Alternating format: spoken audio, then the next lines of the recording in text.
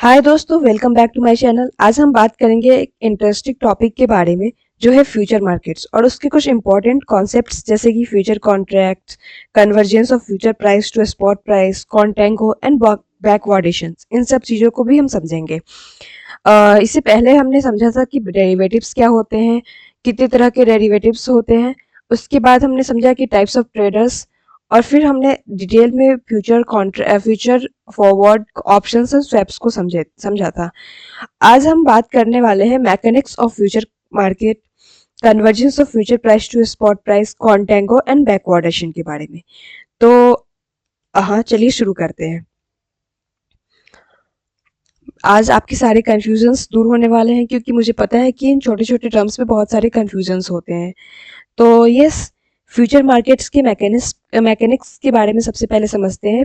Future market का basic concept समझना है तो फ्यूचर मार्केट एक ऐसी जगह है जहां पर ट्रेडर्स एक स्टैंडर्डाइज्ड कॉन्ट्रैक्ट के थ्रू किसी एसेट को फ्यूचर डेट पर बाय या सेल करते हैं। ठीक है, मतलब आज का प्राइस डिसाइड करके हम फ्यूचर में उस एसेट को बाय या सेल करेंगे, राइट।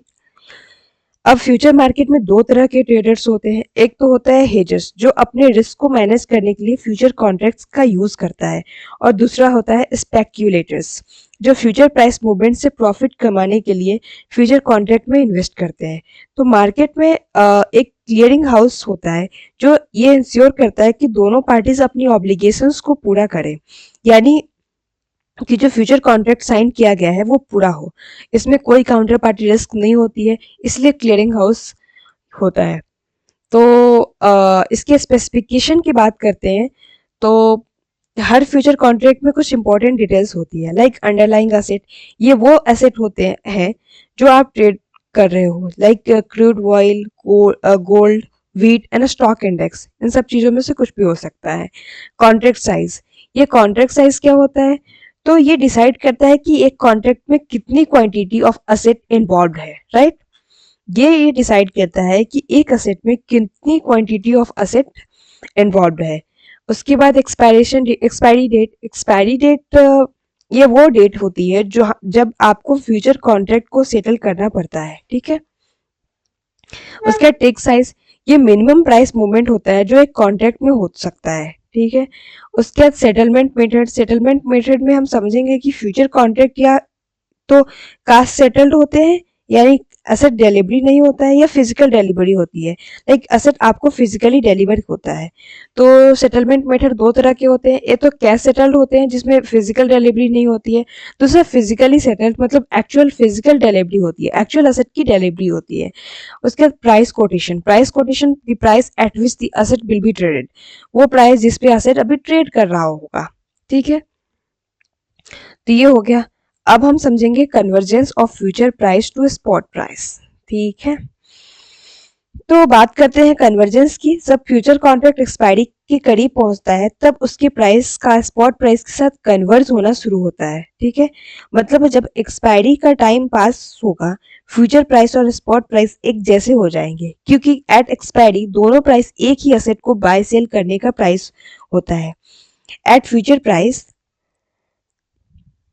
दोनों प्राइसेस एक ही एसेट को बाय सेल करने का प्राइस होता है। ठीक है, अगर फ्यूचर और स्पॉट प्राइस में कोई गैप होता है तो आर्बिट्रेज ट्रेडर्स उस गैप का फायदा उठाते हैं। वो साइमल्टेनियसली फ्यूचर कॉन्ट्रैक्ट को बाय और स्पॉट मार्केट में सेल करते हैं, या फिर स्पॉट मार्केट में बाय कर फ्यूचर मार्केट में सेल करते हैं।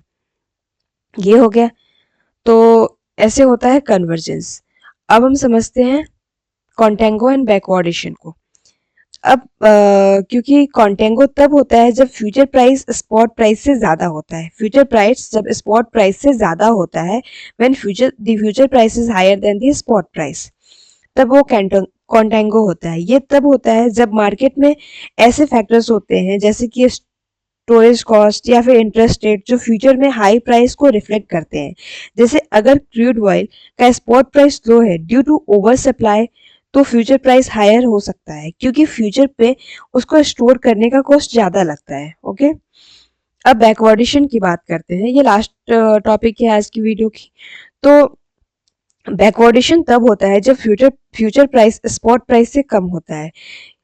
कब होता है? जब future price is lower than the spot price.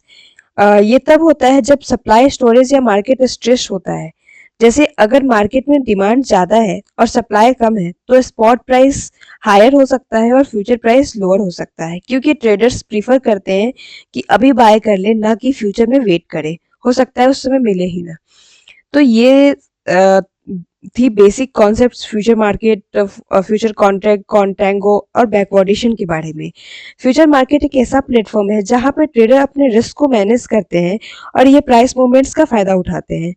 लेकिन इसमें रिस्क भी होता है। लाइक अगर आपको ये वीडियो अच्छा लगा तो लाइक करना ना भूलें और क्वेश्चन कमेंट सेक्शन में जरूर लिखें। मिलते हैं अगले वीडियो में।